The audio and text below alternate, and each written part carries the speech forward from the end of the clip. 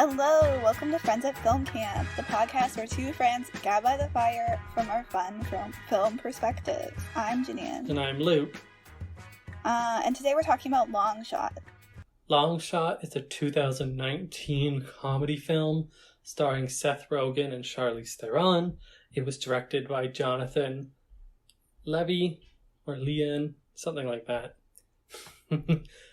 Which the name probably doesn't mean much to you, but his other works include 50-50, Warm Bodies, The Night Before, and Snatched.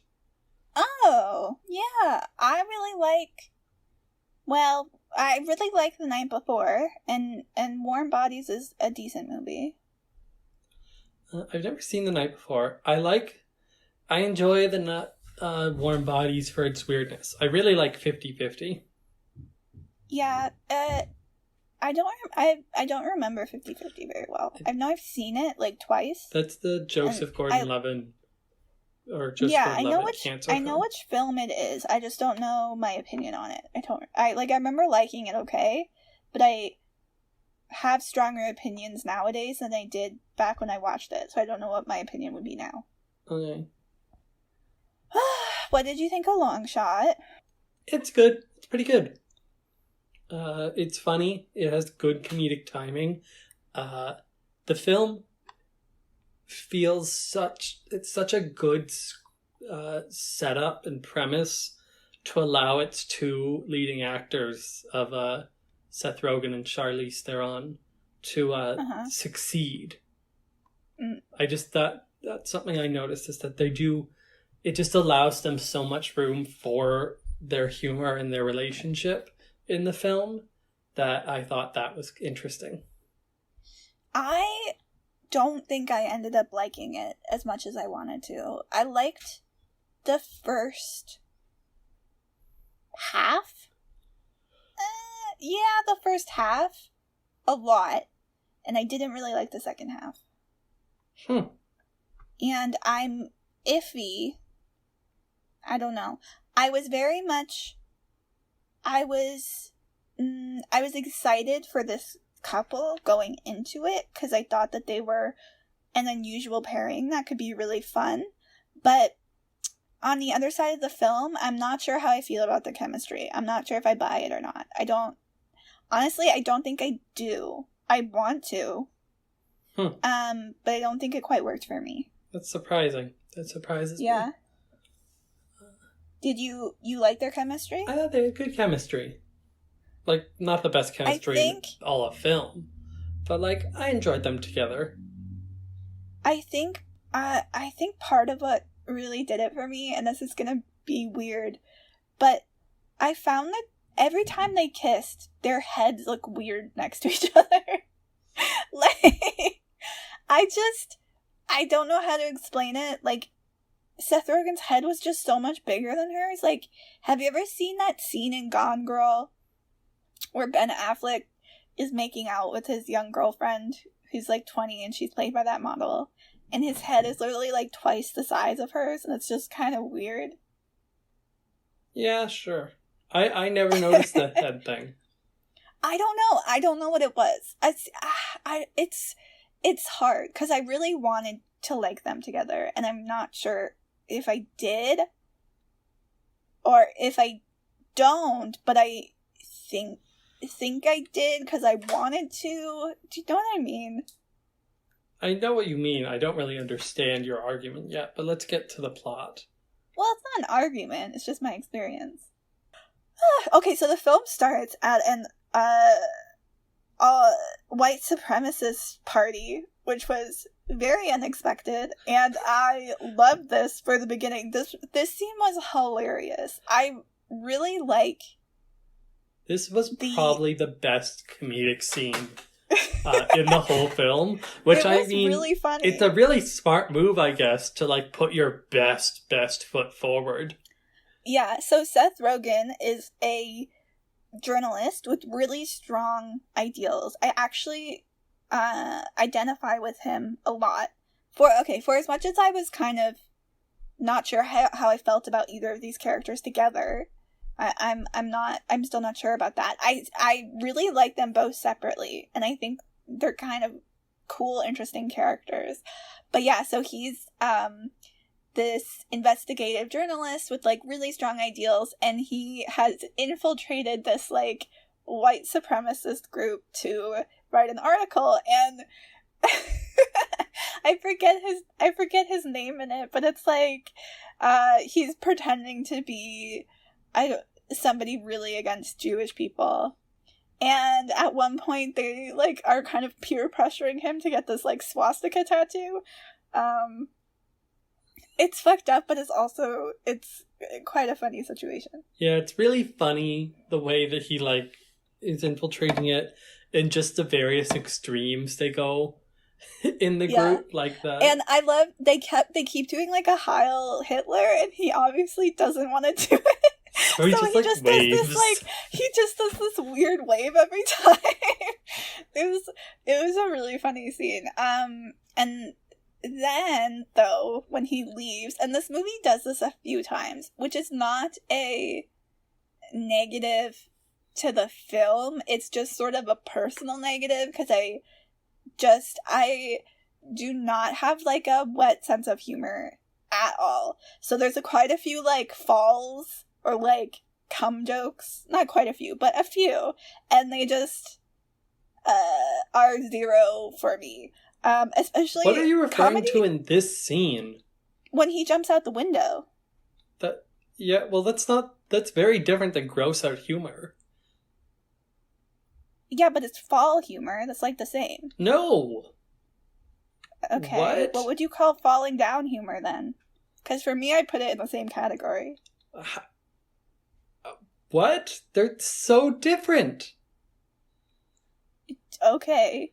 I'm shocked by this revelation. To me, a poop joke and a falling down joke are the same. Yeah. They're such different things. Okay. Well, to me, they're all in the category not funny. So he falls at this window, and this is comedy fall. It's a very common comedy fall right now, which I hate because it literally looks like the person died, and I just don't like seeing people almost die. But he didn't die. He didn't die, no, but he probably would have in real life. Yeah, well, this isn't real life. I'm just saying I don't find it funny. I don't know why you're offended. I'm mostly offended by the fact that you were like, the fall is the same as like a masturbation joke. It is! It's the same type of joke! No, it's not. And I put my foot down on this argument. I will not budge an inch. I don't understand. It's the same type of humor. I don't understand your distinction. Gross out humor is so different than slapstick. Okay. They're the same to me. No, they're not.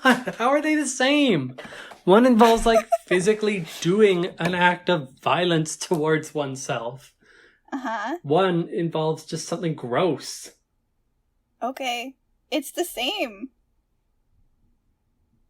I don't know how to respond to this. Is this This is like you telling slapstick? me that apples and oranges are the exact same thing. I don't know how to debate this. I said I'm allowed. No, they're just not. I'm allowed to compare them. You're allowed to compare them. You can say I don't like slapstick or gross out humor. I never said they were the same thing. But you're being like they're the same thing, and I don't like this one thing. I'm just saying they're the same thing for me. I'm not saying they're the same thing. To me, it's all in the same group of humor. Of like the opposite of dry humor, whatever that is. I don't know. I have no words. I have no words left on that. I'm not even disagreeing with you. You can make distinctions between them. For me, the distinctions are irrelevant. But I can't even fathom the possibility of that. Of what you're suggesting. Okay. I don't know how to help you with that. Okay. Whatever. I guess we'll move on. So I don't like slapstick humor. Weird rules of comedy. They're not rules of comedy. It's literally just what I like and I don't like. You don't have to like either of them. That's not what I'm suggesting. I'm just suggesting they're two very different things. And you're like, yeah, they're the same thing to me. And I cannot fathom that mindset. Okay. Like, there's nothing wrong with it, I suppose. I just don't comprehend your argument. I can live with that. I guess I'll have to. I don't know how to help you. There's no way to help me. You just said something absurd. It's not something absurd. that I view as absurd, but you seem like is very rational. It is. It's the same, like, brand. We've been on this topic for too long. You're going to have to edit it down. Okay. So, then, once he leaves the party, do we go to Charlize Theron? Yes, this is where the Charlize- Wikipedia description starts. Charlize Theron does a really good politician. This Like, she intro was such a good character defining. You know that scene in Devil Wears Prada Yeah. where Meryl Streep just walks up the building? Like, she's just doing a normal thing, but how it's done tells you so much about the character that by the time you actually, like, really start the story, you already know the whole character through that montage. Yeah. It was a very similar thing here. Obviously, she's talking and stuff during this montage, which is a little different. But, like, the point being, it's like a great intro montage of her just getting home and enjoying her night and waking up in the morning. Well, doesn't she fall asleep on the bathroom floor? Is that another time? She's like running a bath and then she falls asleep because she comes home, she's tired, she does some work still, she runs a bath, but she falls asleep sitting next to the bathtub before she can get into it. And then she wakes up when the water overflows and hits her feet. Yeah. And then she sleeps I think she sleeps for a little bit and she wakes up to a Red Bull, does her workouts and has her interviews. Yeah. And I thought this was so well done because it establishes she's like a hard worker, but she's competent and she's determined and she wants to succeed in this. Mm-hmm. It was just such a well laid out system. I really like how they really got the politician hair down. Exactly. Like, I don't know how politicians have created their own brand of hair, but they have, and she had it. Yeah. The next scene is her again, but this time U.S. Secretary. She, by the way, we haven't actually said this. She, for a politician, is a U.S. Secretary of State, so she deals with all foreign relations.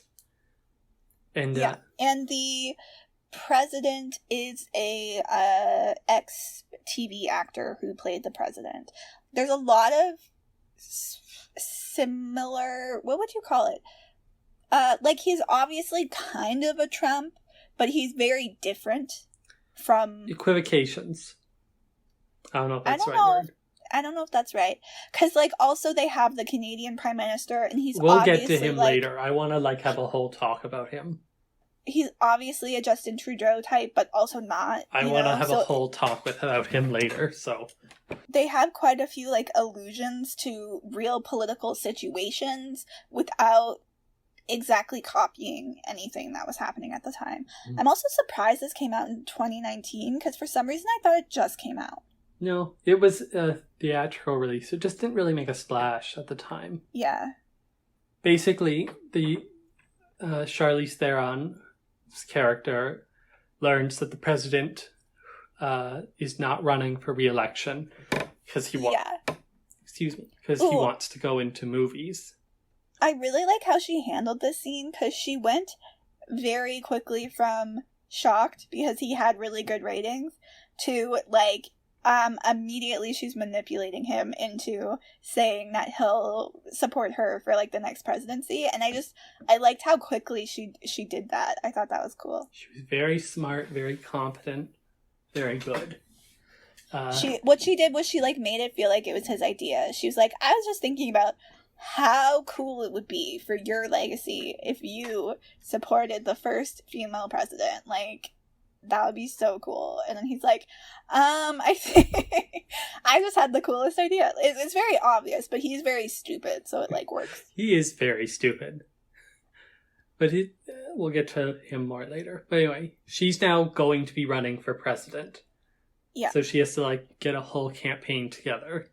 Which Meanwhile, sounds we exhausting. cut back to Fred, or Seth Rogen. And Seth Rogen, who the newspaper he works for has been bought by Parker Wembley. Which is like big. Basically, he explains to us in this that like their, you know, big evil corporation, their paper had written like exposés on this guy, so it's like a big blow to his morals that suddenly his like independent paper, who's all about the truth, is being bought out by this like big corporation who's gonna want them to skew things into certain directions. It's Richard Murdoch, basically. Another one of those same things, essentially. Yeah. So he quits out of anger from his boss. I really like that scene. I liked how they were both, even though he's really pissed, him and his boss obviously have like a really good relationship. It was just like a cute scene where he's like quitting and his boss is like, well, at least let me fire you. So you can get severance. And then he's like, no, it's like, I'm making a point. And anyway, it's a cute scene. This is actually where I want to bring up this point. This film has a lot of really good comedic talent in these tiny roles. And I really like that because it's obviously they got them because they were like, you can come in for one day, film your scene, get a good paycheck, and add some laughs. Yeah. And it was just every time you like saw a new celebrity doing great comedic work, you were like, ugh. Like Randall Parks, or as I like to call him, Jimmy Woo, my hero from WandaVision.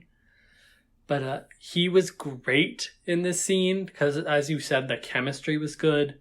Lisa Kudrow, who's later as the pollster, she's so funny. Like her lines are not that funny in the scene. She's just like, these are your scores, but what if we made them a little higher? That's really all she says. But she makes the scene enjoyable. Yeah. And it's just they have a few of these throughout the whole movie where they just kind of get these celebrities for these moments. But they feel less distracting than like a cameo would. They just feel so natural in the world. Yeah. I think it's probably partly because there's so many, but also I don't even know how to describe how a film does it, but sometimes when a film does cameos, there's almost like an invisible, like, wink, wink, nudge, nudge vibe. And this, for some reason, the vibe of this film somehow, like, ignores the fact that that's happening, if that makes sense. Mm-hmm. They're just treated like any other character in the movie. Mm-hmm. And that's not an insult to the wink, wink, nudge, nudge. That can be funny in a different type of movie. But I'm glad this movie didn't do that. They just got the talent and they gave them the room to work with the other talent to be funny. Fred turns to his friend, Lance, who's like very rich and successful, to be like, hey, I'm sad. I just had to quit my job. Let's do something fun. And then Lance... Apparently they have they did a good job establishing a previous relationship. Kind of what I previously complained about with like Frozen. Like you felt like these people knew each other for a long time. What was I gonna say? Oh yeah, they had his friend says that they have like this tradition where if one of them's like really down, basically they'll go party all night sort of thing to try to cheer the other one up. And very you haven't seen The Night Before, but very similar to The Night Before. This situation, just like in isolation, not the movie, but very similar, like guy friend supporting guy friend vibes. They had a good bromance type thing going on. It wasn't like a romantic thing. No. Like what was with Luca. It was these are two bros and they just enjoy each other's company so much. So, because Lance is like rich and successful, he can go to more rich and successful parties. So he brings Seth Rogen to the rich and successful charity fundraiser where Boys to Men are playing. It was the only cameo where I was kind of like, little weak. Yeah. But it wasn't Yeah, that distracting because they don't even It really wasn't give them much to do. Yeah, and it also, it makes sense for them to be playing at, like, a charity thing, so it, like, worked well enough. I was fine with it. Anyway, they run, while at the party, Seth Rogen sees Charlotte, and they run into each other. They walk by each other and they recognize each other. So Charlotte has him over, and we learn the backstory of how they met each other. So the backstory is, basically, she used to babysit Seth Rogen, which is kind of weird because he was like 12 or 13 and she was only a few years older than him. But that's like a John Mulaney joke, isn't it? Yeah. Kind of weird. But anyway, she was already really into politics when she was a teenager, and she was really into climate change and was running for class president and stuff like that. And he really admired her and had a crush on her because she was very pretty. And then he thinks they're having a moment, and like kisses her. I want to pause right there just to add the comment. Everything up to and including the kiss, I thought in the backstory was great. Okay. But this next part I thought was annoying. Oh, tell me what you thought was annoying. So basically, after he kisses her, he gets a boner, and it's kind of like a whole boner joke, but it's almost tragic in a way because it's like embarrassing. And she's like really cool about it. I kind of thought they were going to be like she laughed at me or something, but she was like, no, her boyfriend laughed at him. And then she was like, it's no big deal. Yeah. Which was a good response, but I don't know. There was a few moments where Seth Rogen's, I don't think he even wrote the film, but his type of comedy, the kind of stoner bro comedy and the gross out comedy, that shined through, and I felt like this was one of those scenes. Yeah. Because it just wasn't that funny, but they kept treating it like it was really funny. Yeah. And I was just like, the joke, in air quotes, of him having a boner definitely went on for way too long. Yeah. It's like, okay, we get it. It's not that funny. Yeah, so that was the only problem with the backstory. It's just they had this big joke. They were like, this is funny, and it just wasn't. But I also thought this was interesting. But it was a nice backstory.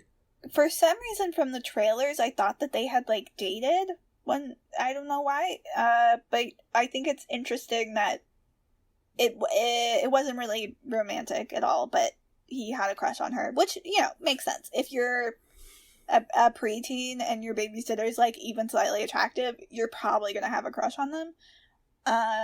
So it was an interesting place for them to be picking up their relationship from.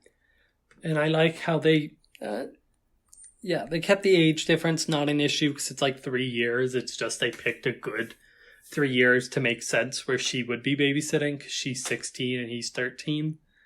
That's like an appropriate, like it's an age difference that when they're adults, it doesn't matter. I wasn't babysat when I was 13. I don't know. Is that normal to be babysat when you're 13?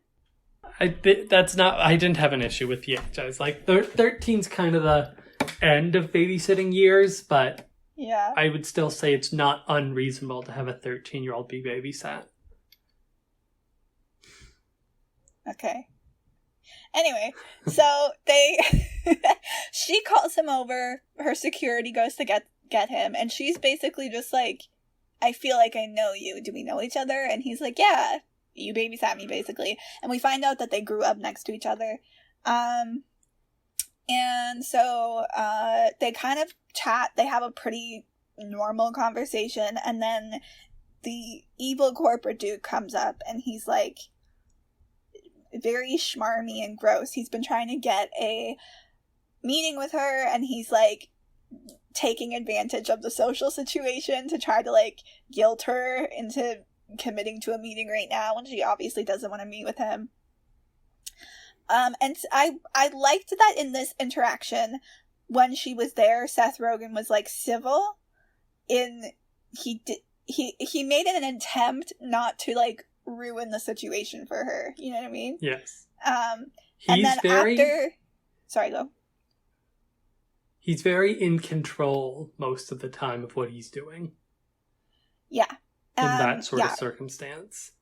So he, after him and Charlotte stop talking and she has to, like, go do her politics stuff, he gets really pissed at this dude because he literally got well, he didn't get fired, but he felt like he had to quit, like, this day. The timing's a little confusing because he's in the same outfit this whole time. But very recently that had just happened, and he, like, goes and yells at him and basically calls him, like, a terrible person. And then he falls down the stairs again in a way that would probably murder him. Which everyone finds very funny, and of course it goes viral, because why wouldn't it? Okay, what were we talking about? I don't know, but I remember I was making a really good point, and then, because you couldn't hear me, you just, like, very rudely interrupted me from my perspective, because you couldn't hear me. Yeah. But I was just like, oh wow, she just doesn't want to hear that point. Because I was, like, making, like, a long sentence, and I was like, so yeah, that's why I was thinking because of this and this, and you were like, so yeah, let's just talk about this other thing instead. And I was like, That's oh. so funny. And now I know it's because you couldn't hear me. Yeah, there was, like, a really weirdly long pause. And I was like, okay, I guess he's not going to say anything. That's so funny. I was talking in that time. I don't know what it was about, though, so. That's really funny. Yeah, I don't remember what we were talking about. I think we were at the party, and... Oh, the falling down the stairs thing? Yeah.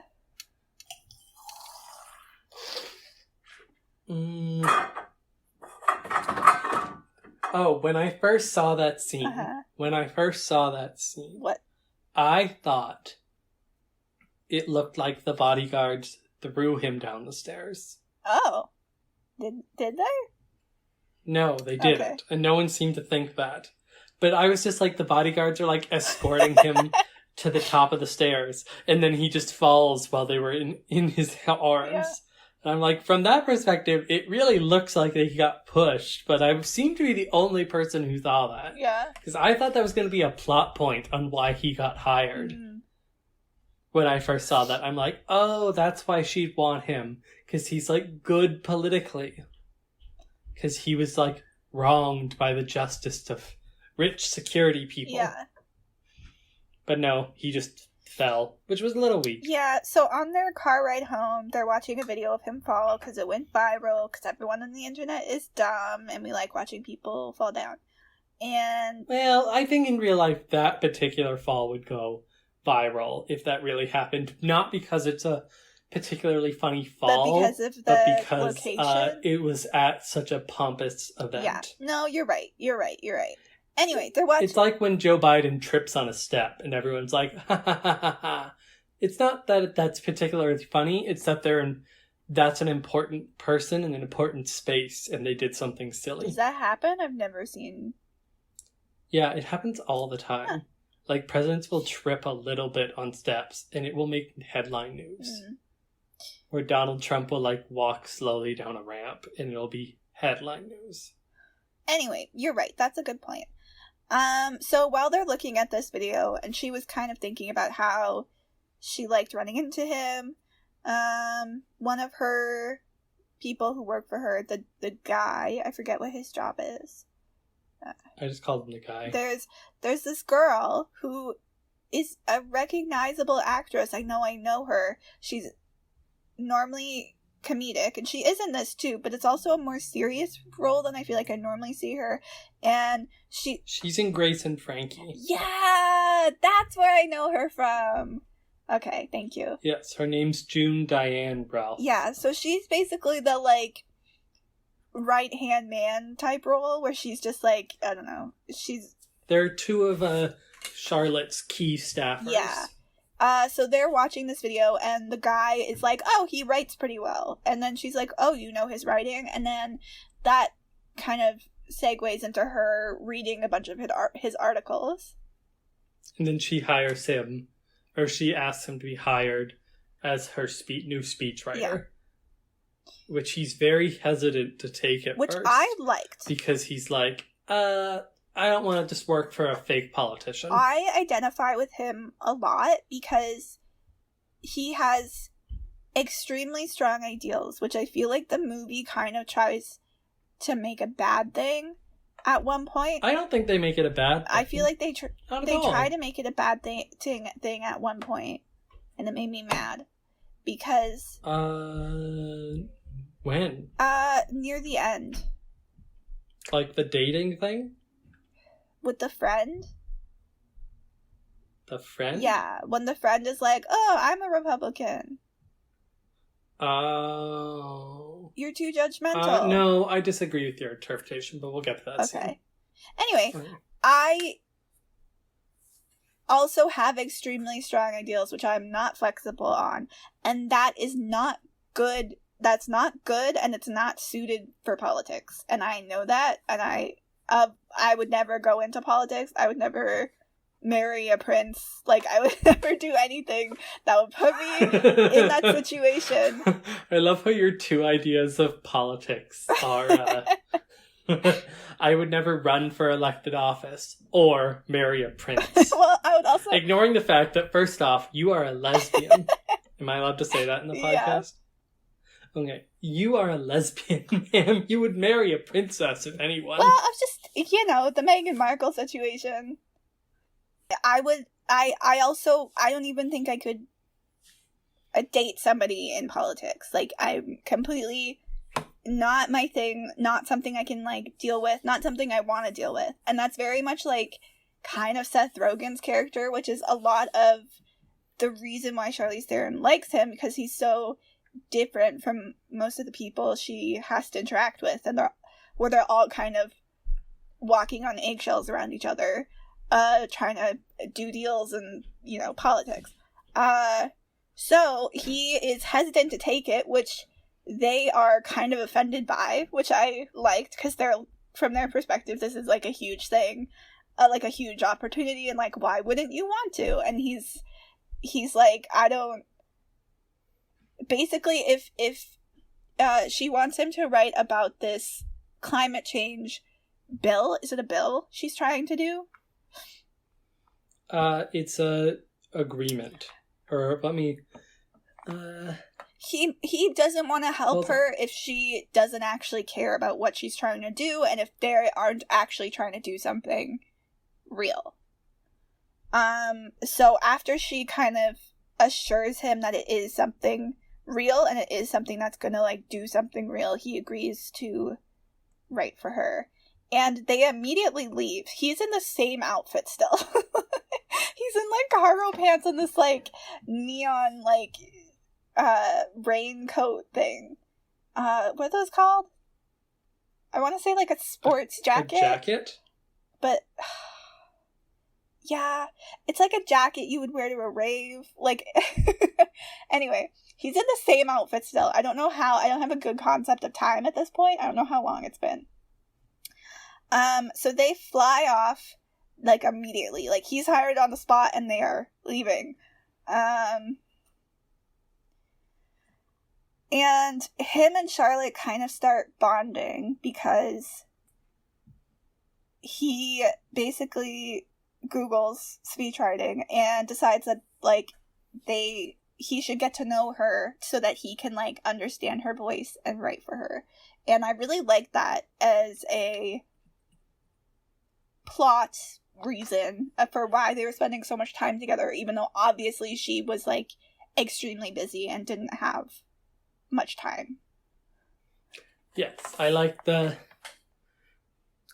how he, like, learned to be a speechwriter. He was already a good writer. He just had to, like, figure out very quickly, and then he gets to know her. So when they... Hold on. Everything in my room is creaking.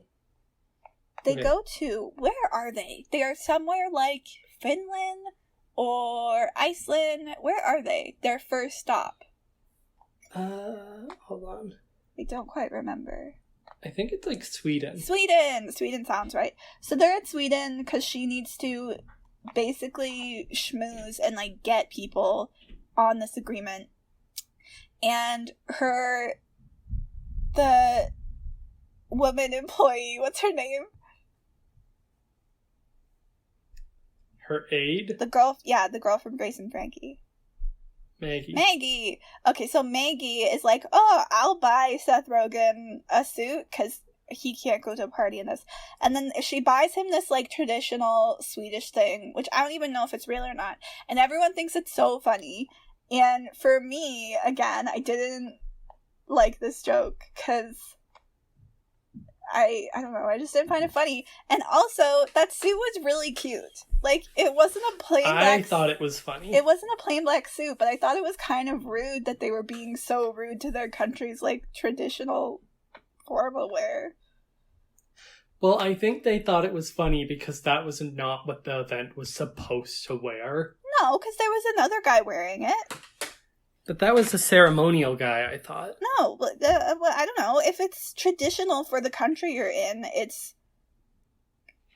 I mean, I don't know enough about it. I didn't... If it was wrong, I can't help that. I don't love those types of jokes normally, but I didn't have much of an issue with this one. Yeah. Because they made sure to have the context of, this isn't funny because it's a silly suit. It's a silly suit that's out of place. Because they do enough establishing shots before to tell you this is what everyone else is supposed to be wearing, and this is what he is wearing. Ooh, Scandinavian. Yeah, it actually is a pretty faithful depiction. Okay, I don't know enough about it, so maybe it is bad. I'm not even saying like morally it's the worst thing ever. I just objectively think it's cute, and I don't think it's a big deal. Anyway. It is also a political dinner where you have to impress people. I would wear that. Yeah, but you would never go to those. Yeah, it's true. Anyway, so at this party, they... Seth Rogen's basically informed that they need to drop part of their agreement. It was like B's, trees, and C's was their agreement that they were trying to get people on, and they had to drop C's in order to get 2 countries on. And he is very upset by this because he feels like they are sacrificing too much, and like what's the point of the agreement even, and all of this. So he kind of throws a tantrum, which I did think was pretty funny. It was completely like unreasonable. I was kind of surprised that he was still allowed to work for them after this, because he runs through the room of like everyone sitting at their formal dinner to like grab his laptop, and he like runs back out and he throws it in the snow. He does this whole thing. I don't remember how that was like resolved. Do you remember?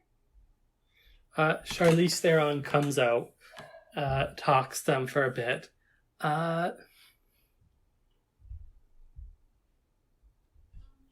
Let me just read.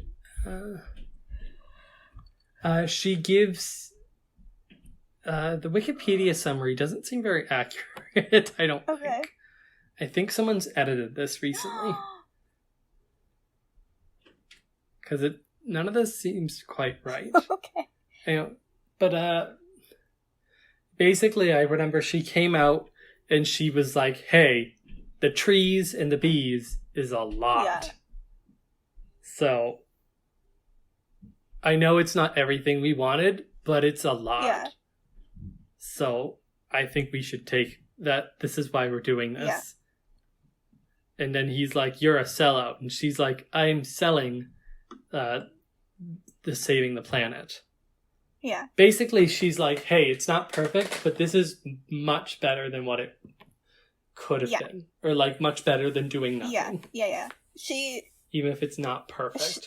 So she convinces him that, like, it's good enough that they should, like, continue to move forward, and he apologizes for making a scene.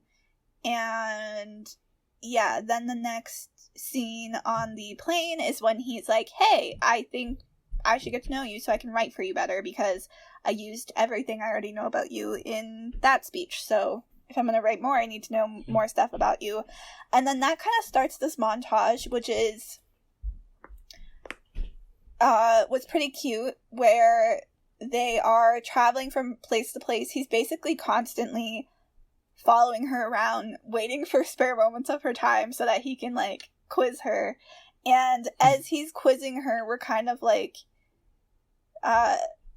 it's like it's more of like a conversation, like they talk about stuff, and it's clear how little of a life she's had because she's been so busy with work. That's all she's been doing, and you can... But I also really appreciated the way that they didn't frame it like, oh my gosh, she's a failure because she works hard. Yeah.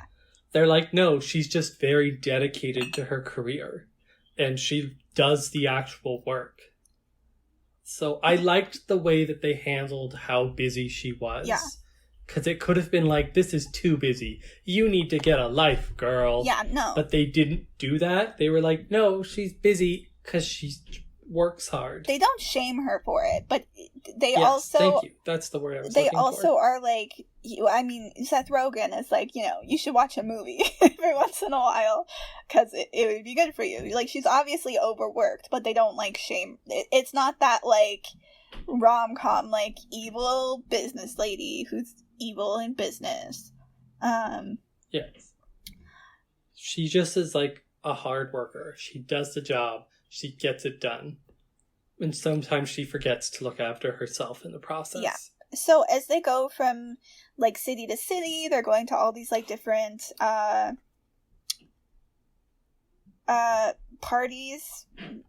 events that they have to do. And her and Seth Rogen are kind of, like, bonding more and more.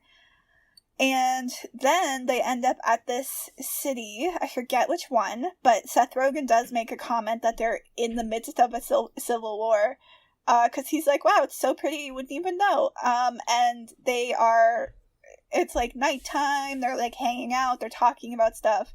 And they have like a moment where they almost kiss, and then there's like this big streak of light in the sky, and Seth Rogen like tackles her, and they're like under attack basically. Or I didn't think they were under attack specifically, but like the area they were in, the Civil War was happening very close. Exactly. The fighting was happening very close.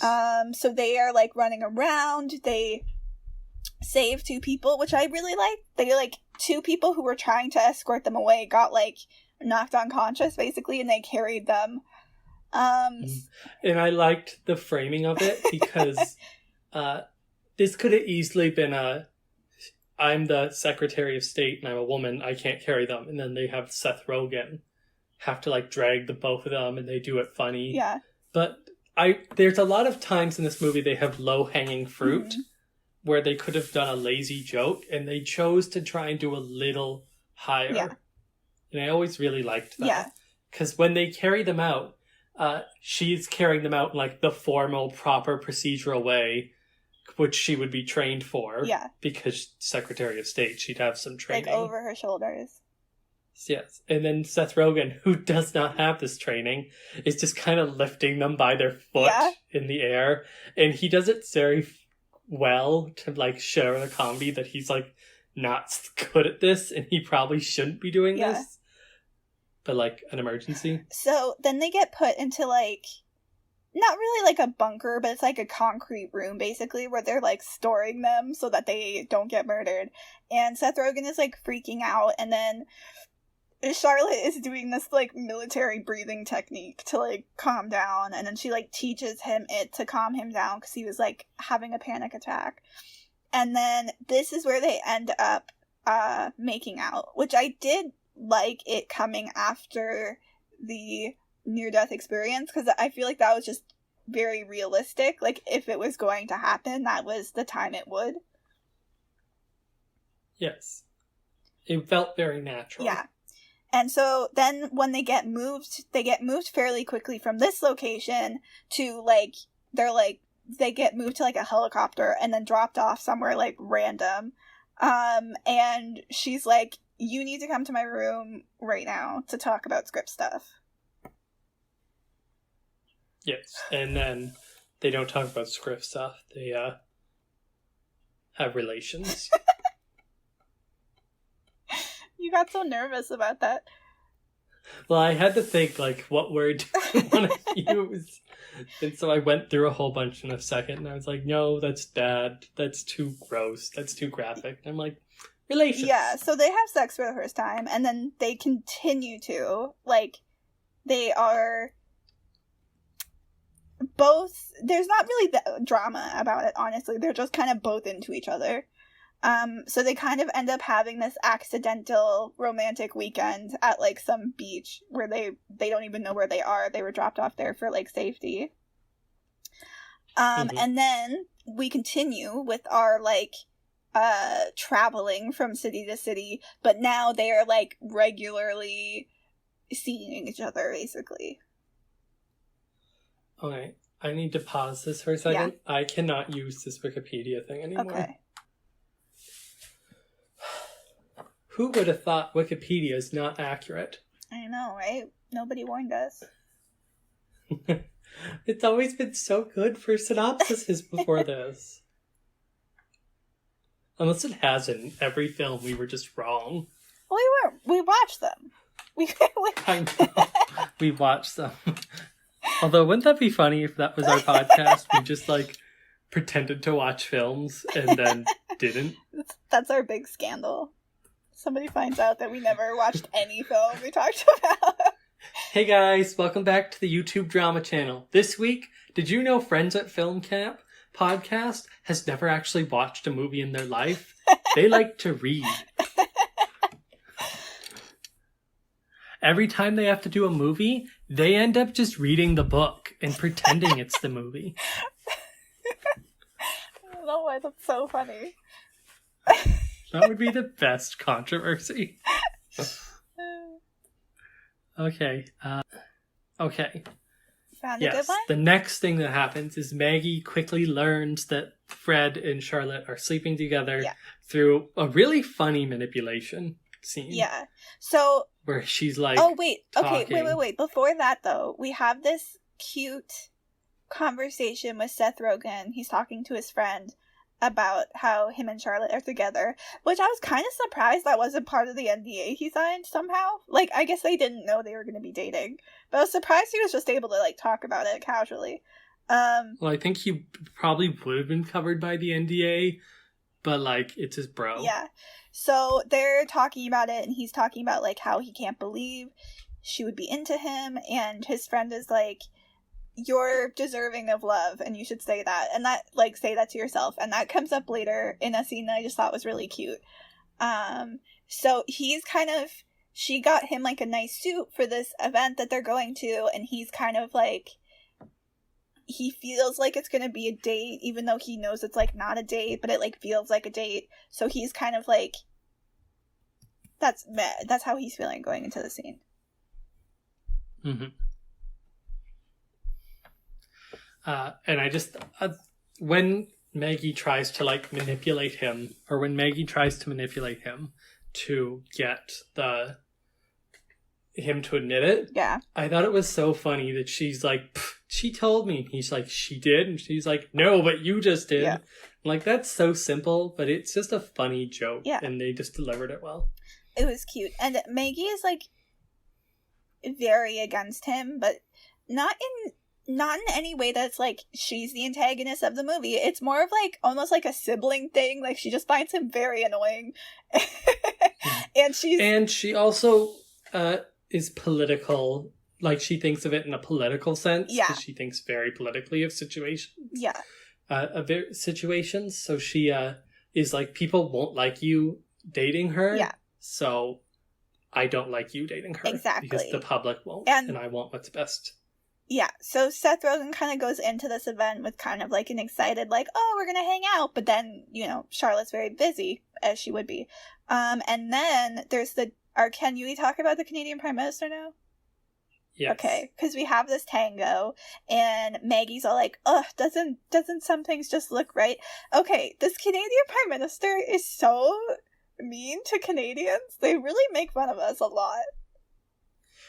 I sometimes forget how every other country, or not every other country, but most of the rest of the world thinks of our Prime Minister as that hot guy. Like, because from us too, in a Canadian perspective, that's just like the narrative has gone past that, because he's also like our prime minister. He's won 2 elections. He's like, the narrative has gone past him just, quote, being hot. Yeah.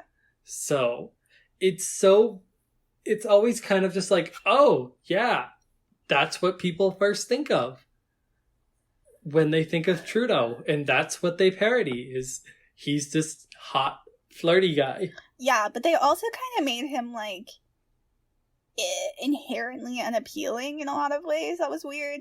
They also make fun of the Canadian accent, which is, like, fair enough, I guess. It's funny, but I think we're sick of the Canadian jokes in the same way everyone's sick of their own jokes. I wasn't ready to be attacked, you know? Oh, calm down. You weren't attacked. It was fine. It wasn't that bad, but he was not, like, an appealing character. But he wasn't meant to be an appealing character. No. He's kind of a pompous ass. Yeah. Which is to show the best person for Charlotte to date is a pompous ass that she wouldn't really like. Yeah. So that way we like Seth Rogen more, because he's, quote, real. Yeah. Anyway, so they do this tango, and then Seth Rogen's feeling kind of jealous, and then he says under his breath, like, I am worthy of love, which I thought was actually really cute. And instead of kind of getting jealous and making a whole deal about it, he writes Charlotte, like, a little note on a napkin that also was very cute, and he was like, I have a crush on you. And then, so instead of, like, getting jealous, he kind of, in a very sweet way, just gets her attention back on him, if that makes sense. And then they end up, like, going to a coat room to have, like, a little dance by themselves. Mm-hmm. I thought that was really cute and romantic. It was a simple way to, like, show them being intimate together without having to actually show it. Yeah. Like, super angrily. They just were, like, being romantic. Yeah. And I just really liked how they dealt with the jealousy. Like, in a lot of movies, I feel like that would have become, like, a bigger plot point, and I was glad that it didn't. That wasn't, like, the route they took. Mm-hmm. So after this scene, Charlotte gets contacted by the president, who tells her to shut down most of her environmental project. She'd have bees left. Yeah. She'd lose the trees and the seas, but she'd still get to keep bees, which is nothing in the context of the plan. Because it's quote, angering people upstairs. Yeah. Even though he's like the president, and he just seems so awful. He's obviously he's just like played so awful, and I love it. He's obviously just a pawn for other people. Like, he doesn't have any opinions himself. He's just kind of like doing whatever people tell him to. Mm. It was funny. She's really upset about this, and she doesn't know what she wants to do, because if she doesn't do it, then she won't get the approval of the president, so she doesn't think she will win the presidency. But if she does do it, then she, like, feels like she's losing out on this whole plan that she did, and so she, like, doesn't know what the best thing for her to do is, and she's upset, and so she tells Seth Rogen that she wants to go get fucked up, and she wants to get high on Molly. Do Molly specifically, because Seth Rogen had brought it up earlier, and I thought it was cute that she said she wanted to smoke a Molly, like, she didn't really understand what was going on. But anyway, they basically go out, like, clubbing to a bunch of raves together and just get really fucked up for a while. I thought it was just very cute how they handled it, how she dresses up in, like, her disguise to go out, And then her hair ruined. they have all the Secret Service people ruined that follow disguise her so much in their disguises, but they have to dress up like ravers at a club. I just thought it was a cute detail where I'm like, yeah, they would obviously have to. Yeah. But it's funny. It's just so funny. So then in the midst of them partying, because they had set this up before, because when Seth Rogen had like asked her kind of like about drugs before, and she was like, I can't do drugs, I can get called in at any time, like I need to be ready, basically. And so in the midst of her being very high on Molly, she gets called in to a hostage situation. Which was the one thing she would like. That's the type of thing she was so afraid of happening. Yeah. All the time. So she like goes in. She's very obviously high, but it's also like, I mean, there's a suspension of disbelief because it's a comedy movie, but also there's like, she's in such a position of power. It's like, do you call her out? Like, probably not, because you could. Well, she's in the Situation Room negotiating with like generals advising her beside. It's a bad she can't really do that. Like she's in such a position of power no one can question her. Yeah, exactly. But she's clearly struggling for a bit. Yeah, she's not hiding it very well. But then she ends up using it to her advantage and being very honest with the dude to a fault. Like, she could get in trouble, but again, it's a movie, so it's fine. But she kind of like relates to him, and she's like, look, I hate the president too, he's an asshole. I've also kept someone hostage, I know it sucks. And then which I thought was funny. She's like, don't tell anyone that, it's very classified. And he's like, yeah, I hate it, it's awful. So they're bonding over how much it sucks to keep people hostage. And she's like, listen, it's such a funny joke. It was there's such a unique joke to this film. Yeah, it was a funny situation. It was yeah, and she's like, listen, we can't negotiate with terrorists, but if you give us our person back, then we could maybe negotiate as friends afterwards. And that's actually pretty smart, and that works out. So she successfully gets the person back, even though she's still very out of it. And then she does an interview, also obviously still very out of it. And I love how the reporter's like, their excuse just like, oh, looks like she's just all tuckered out from a busy night. But like, doesn't even really believe that herself. Yeah. Just knows she can't question her right now. And then during this interview, this is important. Mm-hmm. During the interview, I don't know how to end the sentence. Lies. During this interview, she announces that the president fully supports her plan as it is with no changes, which is not what he said to her privately. Yeah. Which is very important. So, you tell me what happens after, because I don't remember.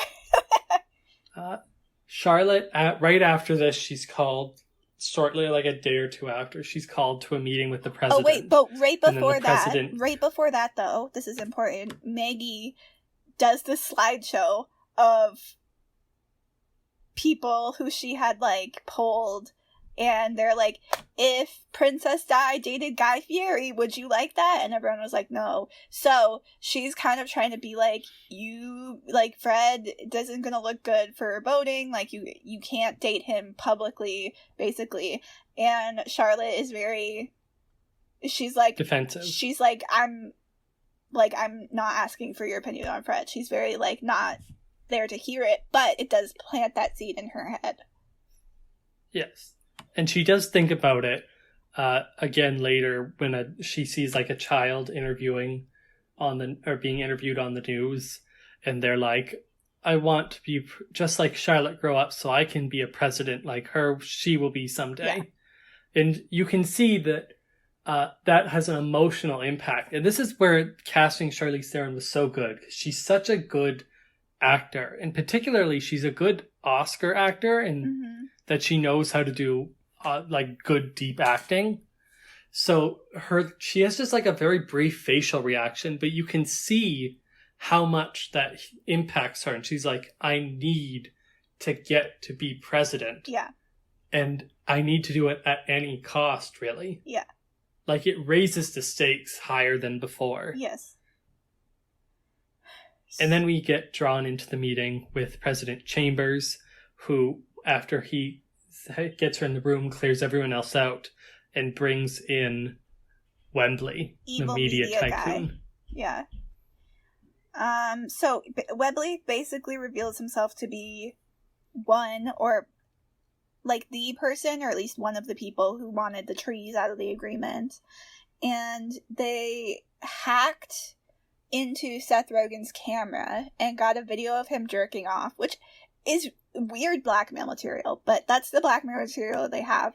And they are like... This whole scene, when they were going to, I'm going to release this. Yeah. I was thinking, that's like the easiest thing to counter program.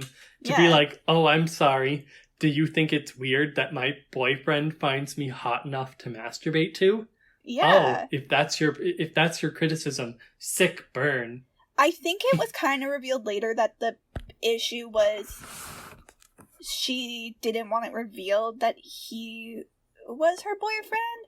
But also, even then, the blackmailers could just be like, hey, here's this random video of this dude jerking off. And they could be like, oh, that's my speechwriter. Like, she could have even denied. It's a weird blackmail. Anyway.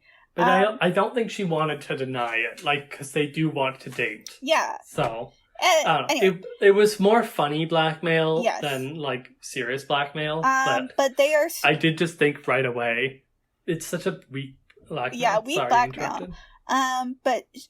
So she goes to Seth Rogen, and he's like, I don't care. Like, it's embarrassing, but whatever. And then they kind of have this conversation where she's taking what Maggie said really seriously at this point, and she's like, we have a plan, and like they would basically scrub the internet of him, including all of his previous articles because they were inflammatory, and make him a new image, basically, and then he would have to be secret until they had made a new image. And he's basically like, well, I can't do that. Which I feel like the movie then implies was a bad thing, which is where it got me mad. Because it takes a very specific type of person to be able to do that, and I don't think it's bad that he knows he wouldn't be, that's not something for him that he could do. I don't remember... I never got that the framing was, oh, he's a bad person for this. I think it's that his moral code was demanding she give up her political chances. Yeah. To he was saying, you have to give up your political chances to be with me. And she wasn't willing to do that. He wasn't saying that. Which is where the impasse was. He wasn't giving her an ultimatum. They both were like, okay, this isn't going to work then. Yeah. But it's not like he was giving her an ultimatum. She was saying, this is what we would have to do. And he was saying, I can't do that. So they were at an impasse. No. They didn't, neither one was like, this is ultimatumist. She's like, this is just where we have to move forward if we want to move forward. And he says he can't. So they both mutually agree it's not going to work out. Yeah, so they break up. But then he decides later, no, I want her more than I want such a stingent moral code. Yeah, but that's what I... Like, he's willing to give in a little bit and sacrifice not even his political, his moral beliefs. Just, he's willing to hide a little longer. That was the part I didn't like. I felt... the movie was saying that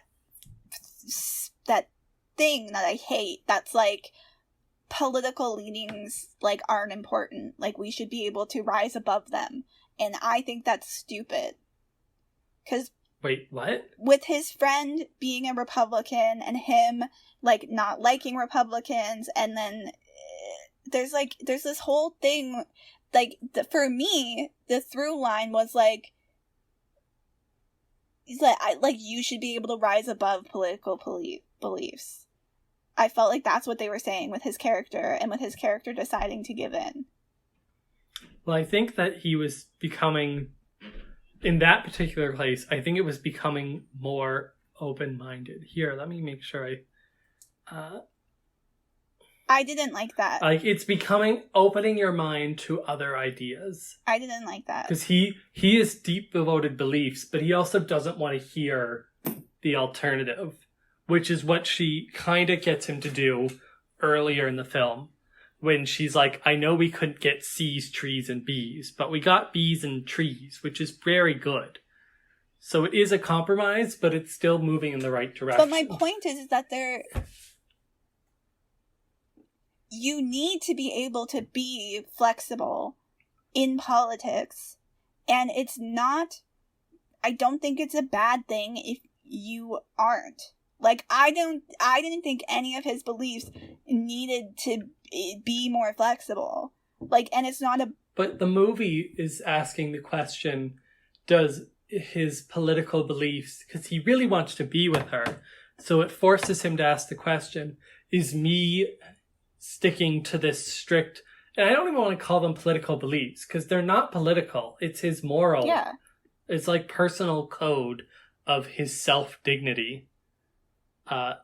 Like, do I want to be the mistress in this situation? But it's not the mistress, it's that he would need to, his entire life's work would be erased. None of that would be there. This is things he's proud of.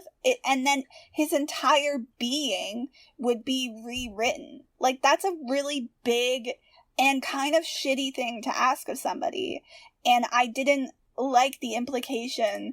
I just didn't like the outcome of, like, yes, I'm going to compromise my beliefs. That is something that somebody... I get what you're saying, but I don't know if I agree with you in the context of what the narrative's message is. I don't think the message was compromise your beliefs because that's what you should do. Okay. I don't know. That's the message I got, and I didn't like it. I'm going to expand on that in a second, but I want to add the next plot point because it builds on that. In that Charlotte gives her big conference speech announcing she's running, and instead of being like, wow, I'm doing such a good job, she breaks all the political rules. Is like, no, I've done a terrible job. I'm awful, and I have this boyfriend who I like, but not many people like him. She says that the president's an asshole, and he's tried to blackmail her, and... all this stuff. She's disappointed in herself for compromising so much. Yes. I did not. And then she goes on to win the presidency after they get together, they're all happy in public, and then she goes on to win the election. Mm-hmm. And I don't know if I like that she won under this ending. I really liked her speech. I really liked that scene. I was ambivalent to whether she won or not. What I really mean by it, if I may explain, is that I don't like how this whole film was like, if you do this, there's political consequences. If you do this other thing, there's political consequences. Yeah. And then she does them, but then there's just no consequences. Yeah. And I'm like, you told me this whole film there'd be consequences. Yeah, but that's also real life. No, that's the opposite of real life. Movies... In real life, there would be consequences. She would have... Like, the president would not endorse her. He would endorse someone else. But they were... And he's doing well, so that person would be a tough competition. They were already arguing. Probably be able to win. They were already arguing that she had good enough stats that she could probably win without him. And then she revealed that he was blackmailing her, and then she had proof because they followed through with the blackmail.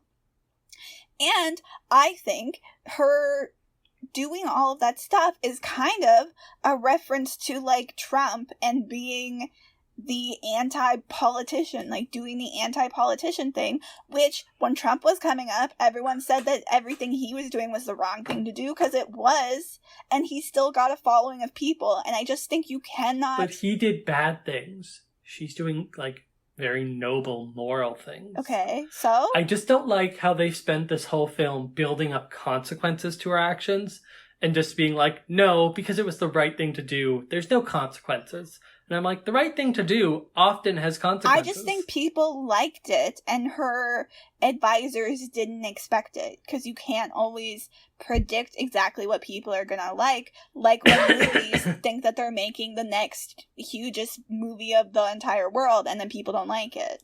Like, you can't predict human behavior to that exact level, and I think the people who are predicting it are often wrong. So that didn't bug me, because I was like, yeah, obviously. I don't know. I don't like that. I get what... you wasted my time a little, because you were like, there's risks, when there just clearly wasn't. Yeah, but that's real, like, politics. No, it's not! It's the exact opposite of real politics. How? In real life, there would be people who would be like, I'm not voting for you because... you have a gross boyfriend. Yeah, but I'm you not don't know voting how for many. you because I like the president. She would have donor struggles because the president has good donors. Like, I know it's going for a moralistic level, I'm not but then it should have about... framed the stuff in moralistic ways. I'm not talking about They moralistic. framed these arguments as political levels, but not as, but the consequences were political. Were not there, of political consequences weren't there. I'm not talking about moralistic. I'm saying you can't predict how the public is going to react to something 100%. And sometimes they surprise you. Sometimes you could think... You're just being too hopeful. I'm not! You're just being like, I assume the best in everyone. I'm not assuming the best in everyone. We literally just had this happen in a bad way with Trump. People did not think he was going to win at first, and why did he win? Because he was doing everything you weren't supposed to, and people were mad, and people were upset with, like, normal politicians, and they were annoyed with them. So him doing everything you weren't supposed to somehow turned into it being what people wanted. Like, this is the exact same thing, but in a good way. Like, we literally just saw that happen, so don't act like I'm crazy for being like, oh, sometimes things are unexpected. Like, you cannot predict an entire nation of people. You can't predict how they're going to react to something. I mean, you can. No! But you can. You can't! You can. You can guess. You can be right sometimes. You can't. You can use statistics and probability to have a reasonable, realistic and sometimes estimate that goes of what out the will window. happen. You were here. You were here in 2016. You remember? I remember, but I also remember he won most polls. Like, the surprise wasn't, and he came out of nowhere to win. And Charlotte was popular winning the polls. The whole time. Charlotte was also popular the whole time. Okay, you're not wrong. Okay, I'm gonna concede this fight. Thank you. Like, I know what you're saying, I just disagree. Okay. And I just don't... I wish that if they had said all these consequences were gonna come, they had them. Because of, like, film rules? Because both film rules, in the realism rules that the film set out, in all of the rules that the film set out, they just kind of ignore them so that they can quickly wrap up. Yeah. And I don't like that because of that. And I realize the film's probably too long to have scenes, but I didn't like how they were like, there's going to be consequences. And then she does the thing, and then there's just no consequences. She gets everything she wants. Uh-huh. That didn't bug me. I'm like, well, there was supposed to be consequences here. And there wasn't. And that's what I'm critical of. That didn't bother me at all. Anyway, that's the end of the movie. So yeah, any final thoughts? I don't know how I felt about that final scene either. I don't know, it made me feel like Seth Rogen was, like, a bit diminished in that, like, I don't know, now he was, like, locked into this thing. Maybe I'm just identifying with his character personally too much, and that's how I would feel. But to me, it didn't feel like a happy ending for him. Like, I no, he got to be the first minister. I thought it was a happy ending. I just don't think you like the role that a first lady serves. Yeah. In the context there, because I think you were like, he had ambitions of his own, but now he's like his number 2. Yeah, exactly. But I was fine with that. And based on the context of the whole film as a whole, even though it doesn't say it, I just felt like, oh, he just kept helping her write speeches. Yeah. No, I assume he did. Yeah. So I was like, they get to keep doing stuff. Going back through the movie with you, I like a lot of what they did. And I like a lot of what they did. I have issues, which we already talked about, which could admittedly just be my interpretation of the last bit of the film, which isn't how they're wanting me to. But for the love story and all of the steps they take, I enjoy all of the steps they take. Yet still at the end, I don't know if I buy the chemistry. So I personally wonder, as much as I do like Seth Rogen, I wonder if it's maybe a casting thing for me. Maybe I would have liked somebody else in the role, but at the same time, the role in the film is so much Seth Rogen. It's interesting. I'm left liking it all, liking most of it on paper, and then just not actually liking the finished product as much as I want to. And I can't quite put my finger on what it is that's doing that. I mean, I don't know enough about what your hesitancy is exactly to be that critical. I get what you mean, I suppose, in the sense of they're very polarizing. If I had to recast one of them, I'd probably recast Charlize Theron, I guess. Really? I would... But only because Seth Rogen's character is so Seth Rogen-y that I can't not see him in that role. If Charlize Theron's character was played by another really good actress, I could see it working. Well, I still think she's the best one for it, but if someone else played it, I could see that working. Well, I'm assuming that if Seth Rogen wasn't in his role, it would be less Seth Rogen-y. It seems pretty Seth Rogen-y. And the film's creative team is Seth Rogen's normal creative team. Yeah. So even though he didn't work on directly creating the film... I'm assuming... what I'm saying is I'm assuming if... It was people he works with. What I'm saying is if he wasn't in it, it would inherently change the role, which is, I think, what I need to like them I think it would be more. A little different, but it would... I still feel like it would be that way. Yeah. I don't know. So, thank you for listening to another episode of Friends at Film Camp. We'll see you next time at the campfire.